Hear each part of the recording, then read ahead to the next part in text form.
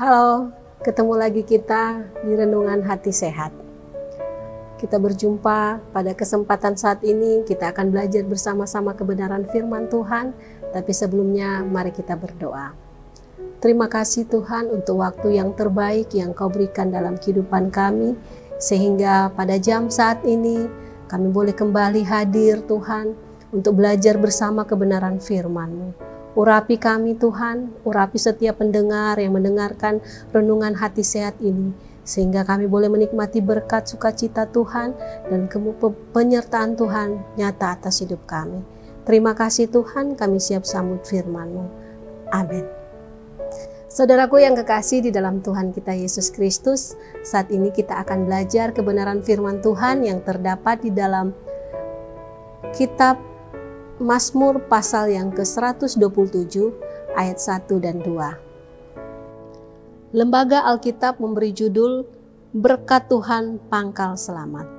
Nyanyian Ziarah Salomo.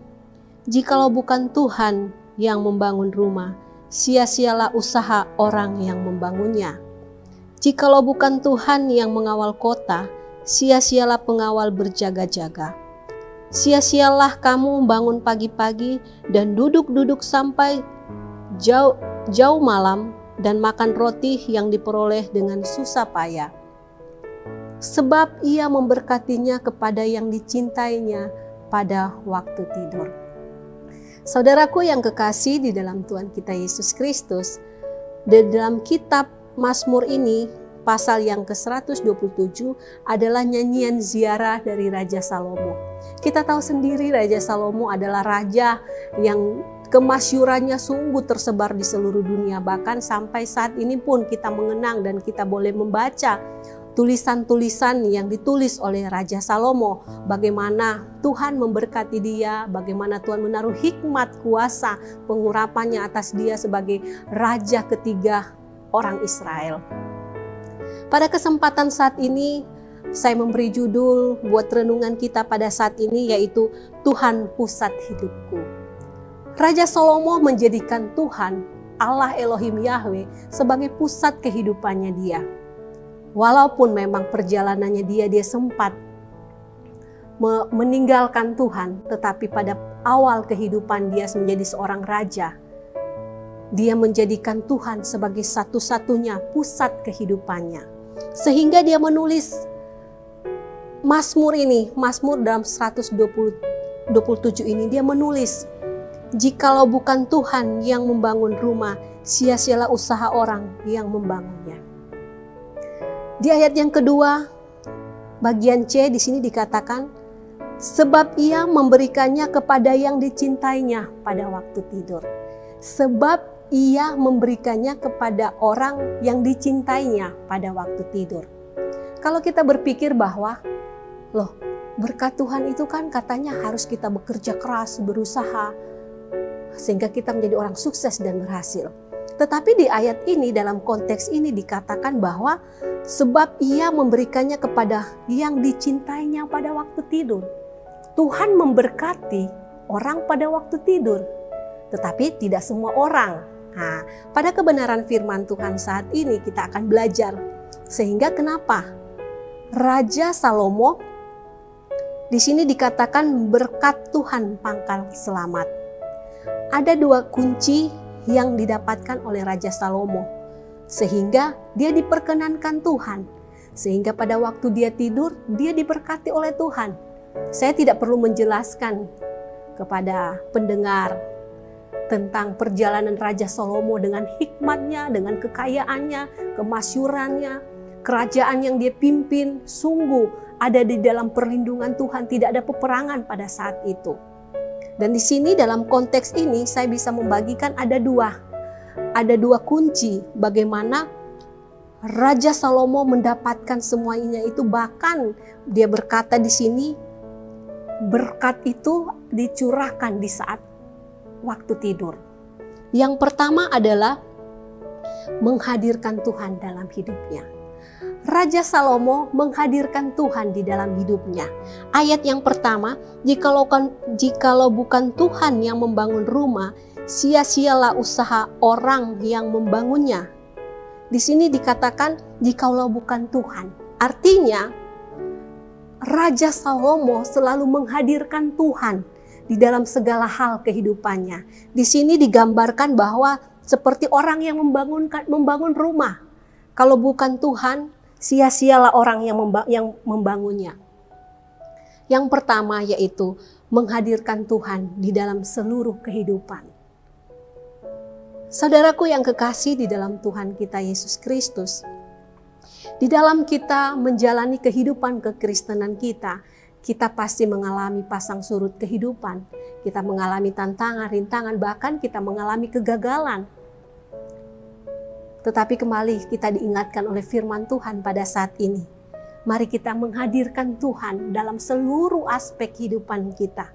Sehingga berkat Tuhan itu akan tercurah buat kita. Bukan saja berkat secara materi, tetapi yang lebih khusus adalah berkat damai sejahtera, berkat sukacita, kebahagiaan, kelimpahan Tuhan benar-benar menjadi bagian dalam hidup kita.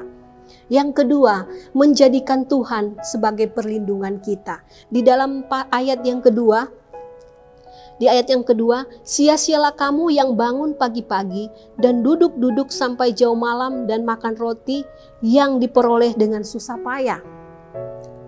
Saudaraku yang kekasih, di sini kebenaran firman Tuhan meneguhkan kita kembali bahwa setiap kehidupan kita, kalau kita hanya mengandalkan kekuatan kita sendiri, setiap usaha yang kita kerjakan itu akan menjadi sia-sia. Bahkan roti yang kita cari dengan susah payah itu tidak akan menjadi daging buat kita. Kenapa? Karena kita tidak menjadikan Tuhan sebagai perlindungan kita. Di ayat yang pertama di bagian B, jikalau bukan Tuhan yang mengawal kota, sia-sialah pengawal berjaga-jaga. Artinya, kalau bukan Tuhan yang melindungi dan menyertai kita, semua perlindungan yang kita buat itu akan sia-sia. Contohnya kita bangun rumah dan kita buat tembok yang tinggi, yang sampai 3 meter. Tetapi kalau bukan Tuhan yang hadir dalam keluarga, rumah tangga, keluarga itu, semua itu akan sia-sia. Sehingga ada perkataan yang berkata seperti ini. Orang bisa saja membeli tempat tidur yang sangat mahal, bahkan ratusan juta. Tetapi orang itu tidak bisa membeli rasa ngantuk atau tidur nyenyak. Kita banyak mendengar kesaksian bahwa orang yang kaya raya bahkan sebagai gambaran mereka tidur di atas uang. Tetapi sesungguhnya jiwa mereka kosong. Mereka mencari pelarian di mana-mana. Kenapa? Karena mereka tidak menjadikan Tuhan sebagai pusat hidup mereka. Mereka tidak menjadikan Tuhan sebagai tempat perlindungan mereka. Mereka bisa membeli rumah yang besar, yang harganya miliar, ratusan miliar. Tetapi mereka tidak bisa mencari, bahkan mereka tidak bisa membeli kebahagiaan dalam rumah tangga. Kita sebagai orang percaya yang sudah dikaruniakan oleh Tuhan, kasih, sukacita, damai sejahtera, kebahagiaan, kelimpahan itu tidak perlu kita cari di mana. Kita hanya bisa mencari di dalam Tuhan.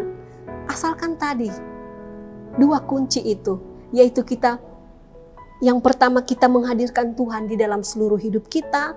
Yang kedua kita menjadikan Tuhan tempat perlindungan kita.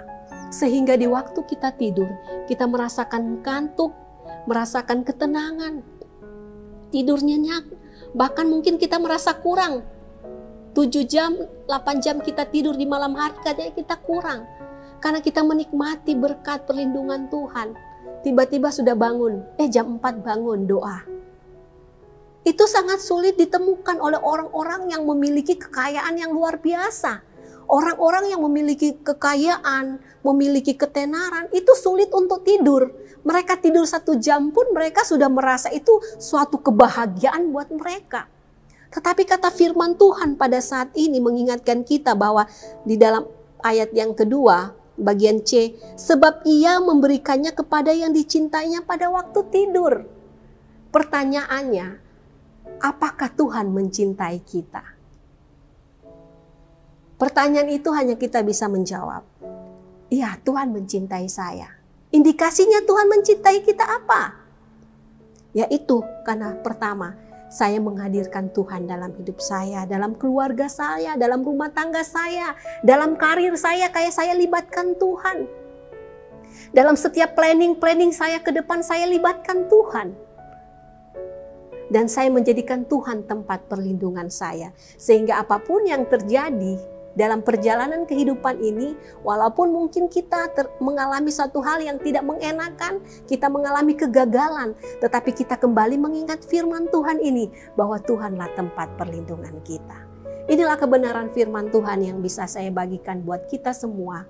Mari, saudaraku yang kekasih, kalau kita percaya kita adalah orang yang dicintai Tuhan, orang yang diberkati di waktu tidur, mari kita terus memiliki komitmen yang kuat di dalam Tuhan untuk terus menghadirkan Tuhan di dalam hidup kita dan terus menjadikan Tuhan sebagai tempat perlindungan kita. Tetapi kalau kita masih saat ini masih jatuh bangun dan meragukan Tuhan, atau mungkin kita masih terpusat kepada persoalan masalah kita, persoalan tentang makan minum, yang sesungguhnya itu adalah hal biasa. Yang Tuhan inginkan adalah bagaimana kita mengalami berkat Tuhan. Damai sejahtera, kebahagiaan, kelimpahan, sukacita itu.